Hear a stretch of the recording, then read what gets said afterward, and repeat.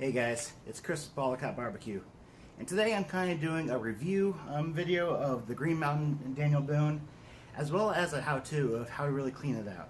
So to start out, I've had this thing for about 4 months or so. The reason why I chose the Green Mountain was I was out at a couple of competitions, and almost every team out here had one. So obviously they're trusted. Basically, if a team is using it, might be a cool tool. If several teams are using it, you know there's something else going on.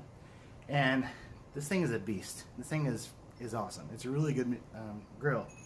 Not only that, but the customer service has been phenomenal. I haven't had any issues with mine yet, but just what everyone I've talked to that has had the circuit boards go out, the igniter go out, auger, anything. It's been phenomenal. Just working with the staff there at Green Mountain. So beyond that, and it works amazingly, I was sold. So I went out and got it, and I've already talked about it before. I bought mine from Barbecue Island, and I got a free year of pellets. So it's just been great working with them. So I'll probably hit a few more things as I kind of dive into this, get it cleaned out. But here, let's just start. To get a good clean on this thing, you're going to need a few things. First, you're going to need some gloves. Now you can use cooking gloves like I'm going to use, or you can just use whatever work gloves you have. Basically, anything you don't care getting grease on. You're going to need a grill brush. Now, there are stories out there of not using these on your grill because the little brushes can get into your food.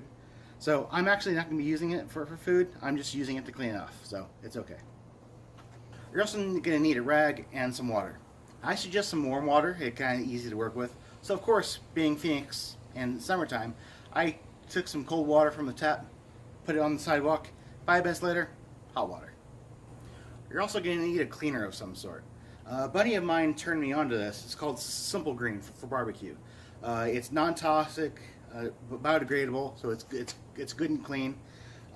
Basically, you're not going to be cleaning anything on the inside of this thing. It's really for the surface areas. And the last thing you're going to need for a pellet cooker is a shop vac. I'll show you why in a second.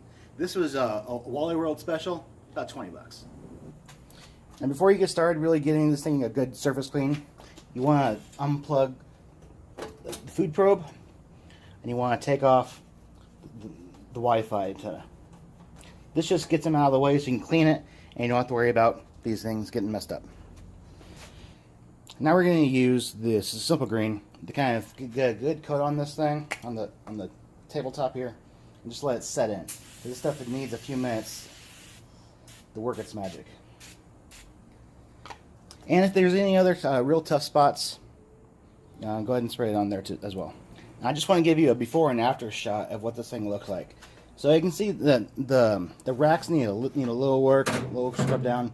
But what is really prevalent is all the grease that's on the bottom here. Once we really get inside, I'll show you what's going on there.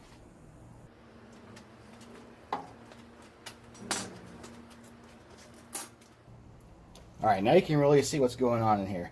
Now, on the racks, there is this plate for your dripping.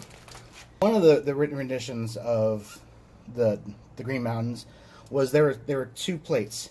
There was this one here that has the perforations in it. Then there's another one under here, which I'll show you in a second, that had other perforations that you could slide, so you could either allow the heat to come through the holes straight up to the food, or you can slide it and it would stop the holes for more indirect cooking. They've since changed their design to just one plate that's solid, and I actually like that a lot better. So I'm gonna hopefully look into purchasing that, because obviously if you look, I obviously don't use the holes, and this is just preferred method.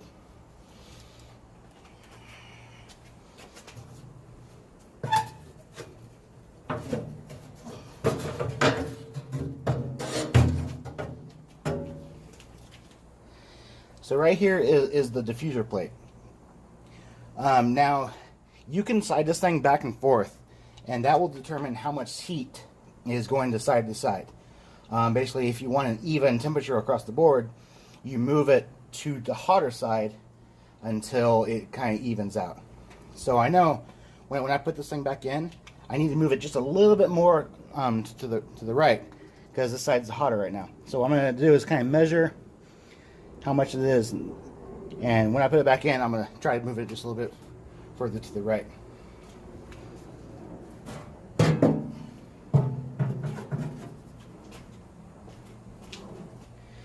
Okay, this is the inner workings of the Green Mountain.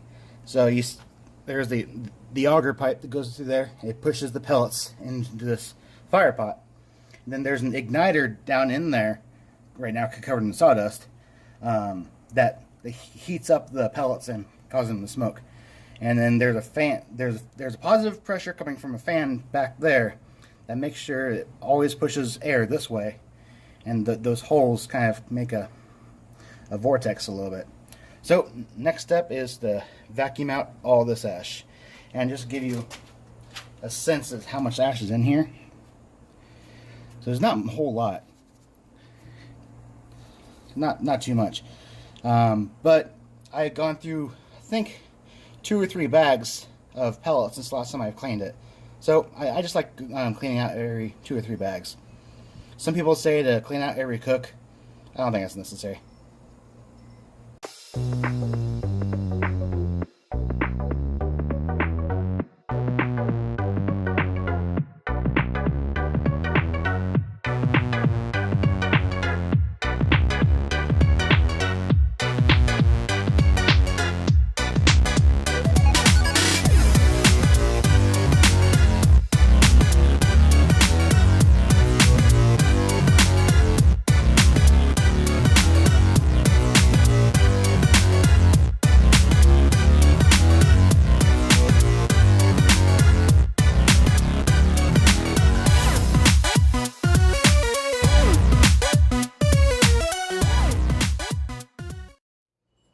One thing I'm going to do is I'm going to clean off this part right here. So this is the temperature sensor for the grill. So it knows what temperature it's at. So obviously you set the temperature for the grill. This is the part that you need to make sure it's clean, because this is the part that tells it either to keep going or slow down. Alright, that's good. Yeah. All right.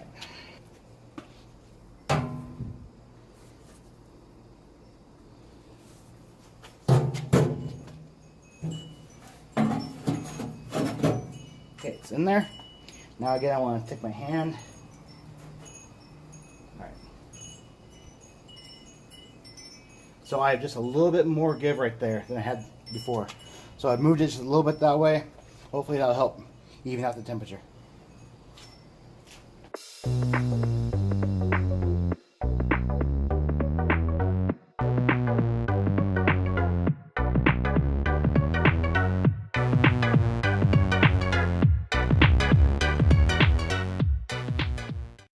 This is the top plate, and I have it wrapped in aluminum foil.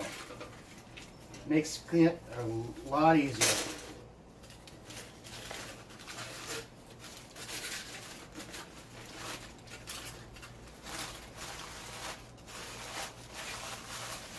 Alright, I'm going to use this again. I'll show you in a minute. But clean this off.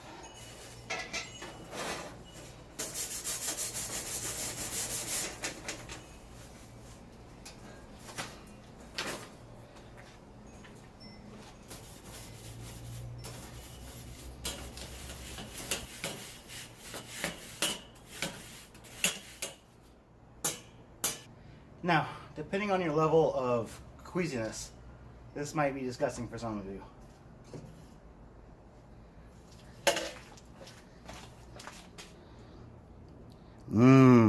Look at that goodness. That's where this is going to come in handy. So this is the foil I took off of the tray. So I'm going to dump this out, but then I'm going to use this, kind of helps scoop up the rest of it. Ew. Alright, well, this next part, there's really no explaining it. Just gotta clean it.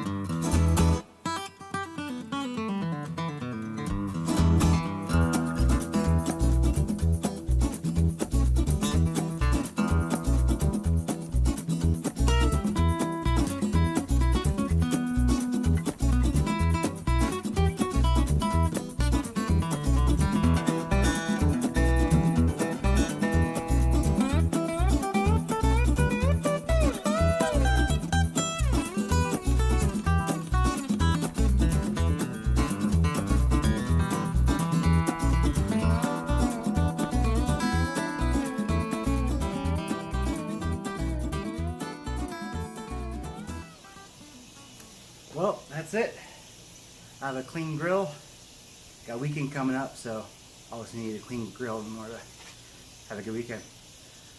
Is it perfect? No. Is it brand new looking? No. I don't want it to be. When I started in construction, I was the green guy. I was the guy walking on the job site with brand new shiny tools, boots without a lick of dirt on them. And you know what the guy saw? A new guy. Greenie. So, I look at grills the same way. As a movie quote once said, changing it a little bit of course, if a man doesn't respect his grill, don't respect the man. So hopefully this video was beneficial to you guys, not only for how to clean a pellet grill, but also why I chose my Green Mountain and how I've been liking it. Moral of the story, I love it. Alright guys, keep on grilling.